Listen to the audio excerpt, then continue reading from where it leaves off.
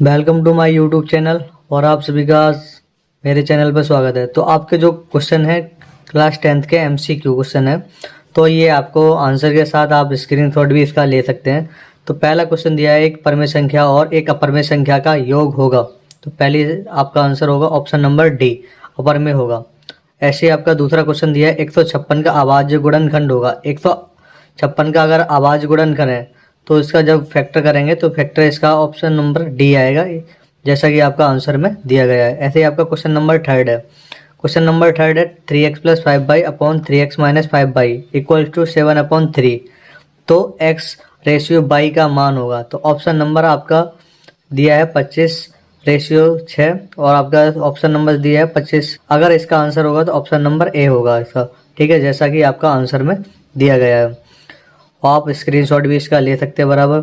ऐसे ही आपका चौथा क्वेश्चन दिया है समीकरण 3x² - 2x और प्लस 1/3 का विभक्तर होगा और ये आपका आंसर में दिया गया है, ठीक है। तो ये ऑप्शन नंबर फिफ्थ में भी दिया गया है। इसके अगर हम सॉल्व करेंगे तो सॉल्व में ये आपका ये दिया है आपका 7.3 क्वेश्चन नंबर 5। ऐसे ही आपका दिया है क्वेश्चन कि त्रिभुज एबीसी में डी समांतर है बीसी इस प्रकार AD 1/1.5 सेंटीमीटर, DB = 3 सेंटीमीटर और AE = 2 सेंटीमीटर। तो AC की माप होगी, जो AC की माप होगी वो आपकी निकल के आएगी 6 सेंटीमीटर।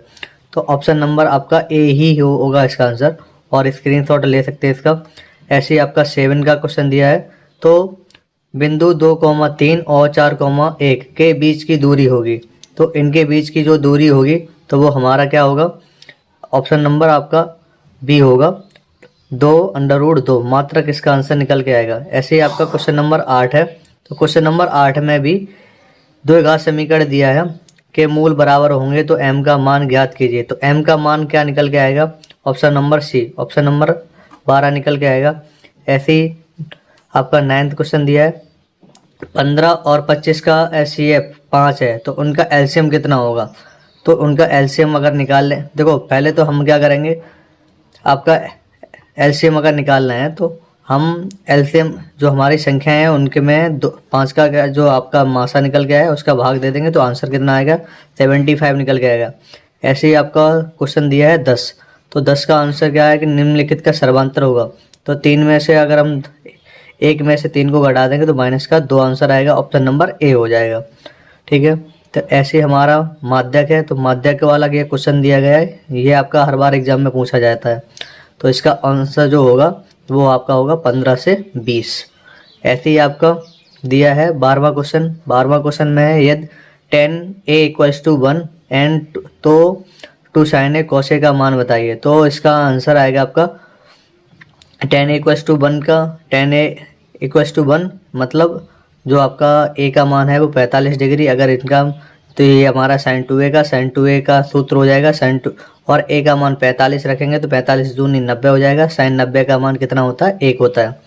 ऐसे हमारा 13 क्वेश्चन दिया गया आपका।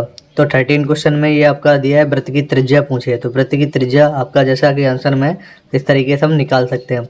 एक हम त्रिभुज बनाएंगे, त्रिभुज में कड़े स्क्वायर, लंबे स्क्वायर और आधार स्क्वायर के पाइथागोरस का फार्मूला लगा के और हम आंसर निकाल लेंगे। ऐसे ही आपका 14वां है क्वेश्चन।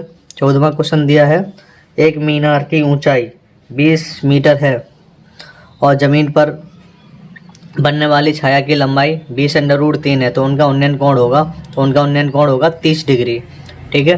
तो ऑप्शन नंबर आपका क्या होगा, 30 डिग्री। ऐसे ही आपका 15वां क्वेश्चन दिया है। 15वां क्वेश्चन में दिया है 14 सेंटीमीटर त्रिज्या के एक वृत्त एवं चाप उसके केंद्र पर 30 डिग्री का कोण आंतरित करता है तो संगत त्रिज्यखंड, और ये त्रिज्यखंड का सूत्र होता है और ये पूरा आपका आंसर है। आप स्क्रीनशॉट इसका ले सकते हैं। ऐसे ही एक जोकर की टोपी का आकार होता है। तो ये जोकर की टोपी का आकार कैसा होता है, शंकु आकार।